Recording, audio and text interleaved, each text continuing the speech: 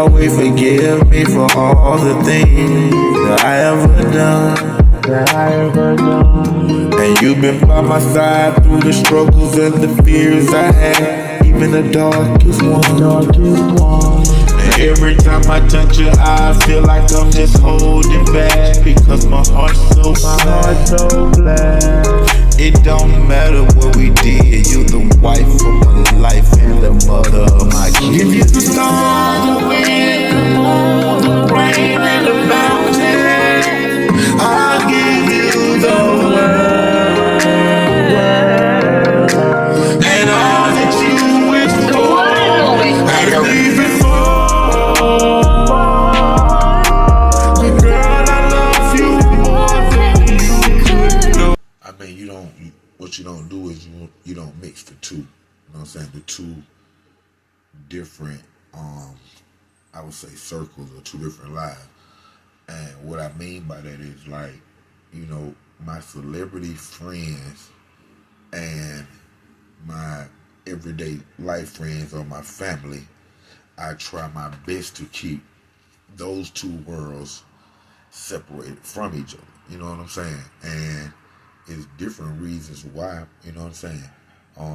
Even, like, as far as what they call, like, groupies and people, acting over, staring at them, just different things that some people be starstruck, or what we call it, you know what I'm saying, when you see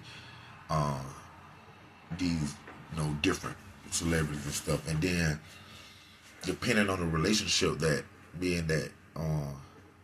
celebrity have, you know what I'm saying, you only, you have so many boundaries of what you would say or what you wouldn't say, what you would do and what you wouldn't do. And me personally, that's why I stay away from all those boundaries type things, because, by not mixing, the two. I have friends, plenty of friends that could rap and sound good and could be the next Young Thug or next Ice Cube or something or whatever, you know what I'm saying? But I don't get them and get their music and, go to Breed Them Dungeon Family or go to Bangladesh and be like, man, my friends, they can rap, man. Put them on. Or my cousin, them, we just have different type of relationships, and that wasn't inside of it, you know what I'm saying? Especially like with me and Chandra, Mr. Bangladesh production. Our relationship was nothing like that. And it was several times the human and me would be like, dang, man, I got my partner right here, a super Grammy award winning platinum producer, triple platinum producer. And I'm in the group Untouchables, and I got my solo stuff, and want you to trees, don't know my mind. Take it to him, let him hear it, man. Tell him to put you on. That's your partner, man. He should do it. That's how you feel. And I can understand any human feel like that if they have friends in different positions, things like that right there. But that's just not how we rock, man. You know what I'm saying? And all because you feel something doesn't mean that it's right. Doesn't mean that it's wrong either, but it doesn't mean that it's right because you feel it, because I felt that this, he a producer and I should get tracks from him and he should give it to me and give me a discount or anything. No, all because I feel like that. It doesn't go like that. You know what I'm saying? And how we came into our relationship, that's how we kept it. You know what I'm saying? He needed me to handle some business, and the business was street business. And that's how, that was when our big, like, connects. We was already hanging together, chilling at my spot. Me, him, D.O. DeVille, Lil B, a couple of us, Hilltop, my cousin Corey, and all. It was a lot of us just chilling and stuff, and all us just be around. They used to be at my spot, because I was the oldest, you know what I'm saying? So, my nigga Bang, D.O., you know what I'm saying? All my niggas, man, they had to be at my spot, playing the game, chopping it up, smoking. He'll give us a cut. He had the barbershop already. He was already getting some money as a high schooler, as a young dude. You know what I'm saying? So when he needed something that was when it came to the black hat operation in the streets and the thug, and you know how it goes out here where I live at, then he called the person that he knew lived that type of life with his partner, who house he be at, all this be together, you know what I'm saying? So that's how we came into our, like, you know, like, that made us complete, you know what I'm saying, like, tighter than, you know, just hang out over to one of his partners, who is his new partner house down the street. We became more, you know, closer, and then I'm around a lot more now because I did that one big favor for him, you know what I'm saying? And then, you know, everything come with a price, you know what I'm saying? But to show my love, I was like, check this out, don't worry about that price. Just put it, put it on this bar right here, and I'll take that instead of what you're trying to offer me, man, because it's no friendship. And I know he did that. And ever since then, you know what I'm saying, me and Bangladesh, we been rocking, man, you know what I'm saying? He called me for anything. I don't know I'm coming, you know what I'm saying? And when I say anything, like I say, if he called me, then it's on some street level, you know what I'm saying? Meaning, like, so I hope he don't call me from none of y'all. Because I have to come, you know what I'm saying? Like I said, I told the story, I had to, you know, on one of my own fam, I had to call, and I had to, you know, see what's going on to make everything back right, you know what I'm saying? Which, you know, even if everything back right, if y'all not working together or being being around each other no more, but, you know, we gonna handle it, and we gonna come up with a solution to whatever's going on right then and right there. And this is how it is, man. And in this whole relationship, man, I crossed my own line one time, and we'll say maybe like 2015, I ended up waking up one morning and just start thinking about my little cousin, and who I think is like some of the tightest rappers in the whole the whole state of Georgia. You know what I'm saying? And really, I ain't heard nobody, you know, outside a little bit too, the surrounding states that'll mess with my little cousin down, you know, for as like producing the tracks and writing, you know what I'm saying, and performing. So, you know, these little homies bad. So I woke up one morning thinking about Dre, thinking about them. I said, man, you know what I'm gonna do, man? I'm finna call my little cousin now, and I'm finna tell them to come over here where I'm at. I'm gonna get them in a car with me. With their music, we gonna go up here to Bang for the first time in 20 years since I've been knowing Mr. Bangladesh. I'm finna get my little cousin now and get Bang, put them in the same room, and let them listen and make something come out of it. And let's get this family popping, because one person jump, it's gonna be a domino effect. You know what I'm saying? So I'm like, let's go ahead and go with it. So I call them. They come over to my spot. We jump in a ride. I hit Bang. I tell Bang we on the way up there. You know what I'm saying? So we get up there. Trying to think who was there. Maybe Pusha T.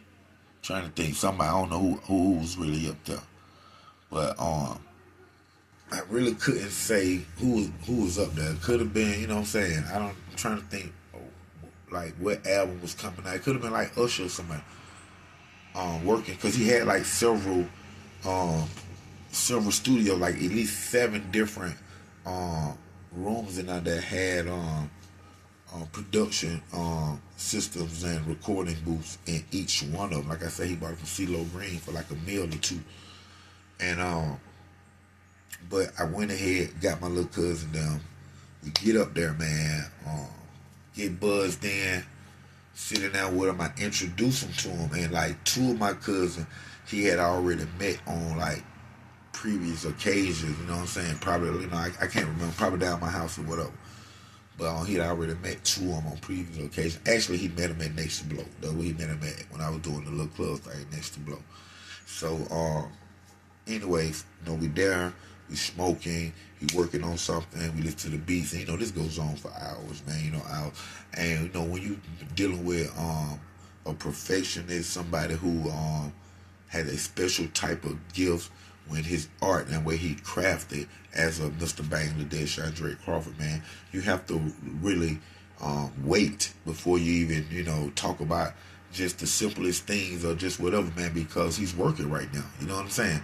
And you do not want to disturb Elton John's or Tupac or, you know, Dr. Dre's focus. You know what I'm saying? So, you know, you sit, you listen. If he start talking, you engage in what he talking about. Ain't no just however. So, you know, with that being said, me being around, you know, like I said, 20 plus years, you're probably like 18 and 19 at that time. But I knew, like, you know, most of the time I knew when the time was right, when he was settling, you know, from making beats or making phone calls or handling his business. I kind of got it down packed on when, you know, to talk to him about certain things like that. And when the time came, I talked to him about not so much of him producing my little cousins and you know, bagging them. I talked to him more on letting my little cousin them work on their little albums and their mixtape in one of the studios. You know what I'm saying? And the reason why is because with me being around Bangladesh, things happen so drastically, frequently, you know what I'm saying, spontaneously, when it comes to how things pan out. What I mean by that is Bangladesh could be doing a track. He has Kendrick Lamar in the studio, 2 doors down. Like I say, same building, Chandra building. We'll say 2 rooms down, and he'll get me, go tell him, come here. They just give y'all an incident, and like the incident is real though, because actually it was Pusha T. Tell me to go tell Pusha T, come here. I go get him. He asks him, dude, no, like. He said, you like this beat? You know, you listen to it, he like the beat? Pusha like, yeah. Dre said he gonna bounce it to the studio back there and told Pusha to put something on it. Simple as that. And then 2 weeks later, when we up there and Pusha T back up there, he'll tell me the same thing. Like deja vu, hey, go tell Pusha come out. I go and get Pusha again and Dre play that same song. This is not just with this incident. This happens, you know, at different times and frequently. When you're around Bang, magic happens. When he played a song that Pusha T put a verse on, now after Pusha T does his verse, the next person does a verse is Kendrick Lamar, and this is real talk. And then the next person that do a verse after Kendrick Lamar is Ice Cube. So think about it, y'all ain't even heard that song yet, and I'm telling y'all. Pusha T, Kendrick Lamar, and Ice Cube was on the song together. I don't know if he switched it back around, but he was on the song together. You know what I'm saying? All 3 of them, man. And I knew that my little cousin, them, with their talent, he would hear them, he would see them, and there was a chance that might happen to them. Hey, man, y'all like this track? Oh, you like it? Boom, yeah, put something on it. Then they get on it. Then they think, you know, it's them, 2 Chainz, and Kanye West. You know what I'm saying? So, like, you know, I knew what I was doing when I started doing, you know, when I did this incident right here. But, you know, this is my first time ever crossing that line, which I had told myself I would never cross. But here I am. I did it. Talked to Dre about it. Hey, man, could they start working on a mixtape and that album in one of the, you know, the studio sets in one of the rooms? He was like, of course, man, y'all, you know, whatever, man, whatever they need, trees, they good, man, they can use it, boom, boom, boom, boom. So, boo, I was like, whoa. So I looked at my little cousin, now, y'all heard it, man, y'all heard it? They were like, yeah, they hype, boom, giving each other hugs, yeah, you know what I'm saying? And that was, you know, I did it. I put it in the game, and, you know, like I say, I'll never do it, but this one time that I stepped outside my box, you know, I did it and I made it work. So I went home on a very high note, you know what I'm saying? But then come 2 or 3 weeks later, I'm back up there with Bang, and he happened to ask me, Tree, what happened to your cousin now? So I'm like, what you mean? He was like, they ain't never show back up after the day they left with you. I'm like, what? Like, yeah, and see, then he go into telling me, you know, how he feel about the younger generation. Like, man, they ain't hungry, man. They ain't serious, man. They ain't hungry, man. You know what I'm saying? I told you, man. And that dude, you know, explains a lot because I grew up, you know, hungry. And I know that if you really hungry, man, you will be back at the studio the next day and the next day and the next day and the next day. And you in the studio for free right now. For free with the Grammy Award winning multi-platinum producer, and he is your cousin partner. So I'm like, what? They ain't came back? You ain't heard from it? Like, no, man, I told you, man. The young boy trees and this and that and this and that. So I'm like, wow, man, wow. So anyway, when I end up talking to my cousin now, like, hey, man, Bangladesh said that y'all didn't never come back up, man. Like, what's going on, man? Y'all never come back up. They simply were like, Tree, we were waiting on you. Man, I got a family. I got a whole nother life. Want me to hold your hand and babysit you. They was uncomfortable unless I was there. I understand it, but man, if you hungry, your stomach growling too much to feel uncomfortable, you trying to eat. And some of us these days ain't trying to eat, man. For real. And the most part about that, man, is overall, man, I was totally embarrassed, man. Because like I said, I don't do it. I don't do it. And then when I did it, they didn't even show back up. And now baby look at me crazy like, man, your little cousin don't make that, man. And that is embarrassing, bro. For real, man. Real talk, man. But that's the reason why I do not mix my relatives and my celebrity friends together, man. Or just the regulars. You know what I'm saying? Because it just seems like it just don't ever work out. For real, man. But thank y'all for tuning in to another great episode of Underground Source TV with your host, TV and film producer, Don Trees Knox, OG Black Boy. Y'all check out that music, College Park. Stand up.